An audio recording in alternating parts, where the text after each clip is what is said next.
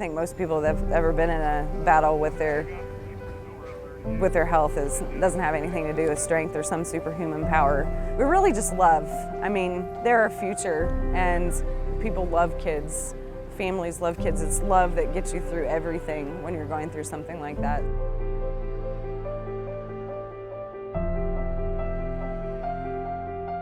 When we started this, our mission was to pay forward what the Cameron community had done for us.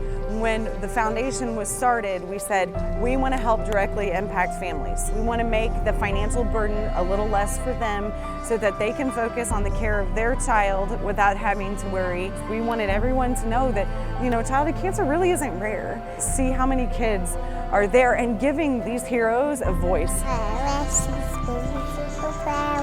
Our daughter Rose was diagnosed with cancer at 4 months of age, and a really good friend of ours came together and raised money for our family so we could seek treatments. That is what sparked us to start the foundation, to pay it forward what the Cameron community did for us to ease the financial burden of childhood cancer. The cancer was obviously really hard, and then we got hit with the stroke about a week after diagnosis. Seeing your child's body go lifeless in your arms. Billy and I had no idea what was taking place.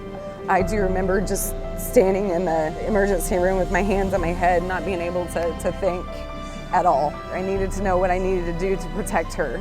The most heartbreaking part, I think, was being away from my other two kids, being separated as a family. Harrison was 3 at the time, and he said, "Daddy, when are you coming home?" And I couldn't answer him. I didn't know. It was hard seeing her go in and out of the hospital. I didn't like it. I love everything about Rose. It was sad watching Rose in the hospital. And that's one big thing that I need people to know is on a daily basis, there's so much fear. And the last thing that we want families to worry about is whether or not they can live while they're trying to take the best care of their child for them to survive. And as of today, she's doing absolutely amazing. She's no longer in any form of therapy. And so, we were given a miracle. And that's why we wanted to be able to turn around and help as many families as we could today. We knew that this had happened for a reason, and we had the ability to do something like this, and just seeing everybody come together and put on something like this has been really incredible. There are so many things that are taking place today. We have an incredible kids area, face painting, balloon artists, 20 bands throughout the day. Inside and outside, we have 4 major national acts. We have Jamie Floyd, who's out of Nashville, is a Grammy award-winning songwriter. The best part of a festival like this is that everybody kind of gets to refocus on what is really important. It's just about love and using your heart and using it to do something good. And I just would hope that all of these families walk away feeling like all of us have used our hearts in the best ways on them. So. It's a beautiful thing to see all of these people out here right now just working and doing their own thing to make this incredible thing happen. All of it's volunteer-based. Just watching it unfold is one of the most beautiful things, and having these families here and together and meeting each other, it makes me speechless, which is usually not usual. Whenever we raise money, every time we have an event, it's for a specific family or group of families that we've identified. All these people coming out, they're hearing these families' story. People don't like to talk about childhood cancer because nobody likes to talk about, kids dying, but it is a reality for a lot of people. It's their everyday life. We want everybody to come out.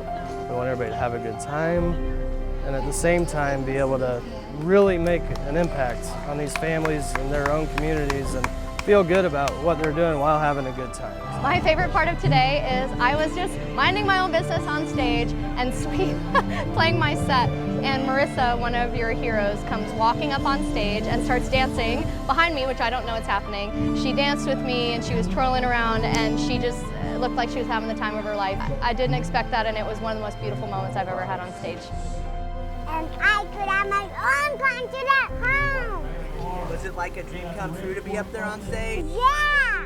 We want to make them aware, to draw them in so maybe they will take action themselves to do something, help out, or whatever it may be, just raising that awareness. You can go on to roselowensteinfoundation.org and you can meet our heroes. You can see all their links to their different prayers pages that each one of them have. You can donate there directly. You can sign up to volunteer for any one of the events that you want. You can start a birthday fundraiser and include the foundations if you want to share your birthday instead of receiving money. You can't take anything for granted, and you constantly have to ask questions. You really got to fight alongside them to make sure that they get the attention and everything that they need to give them the best chance they can. It's probably one of the most important things that happens around here all year.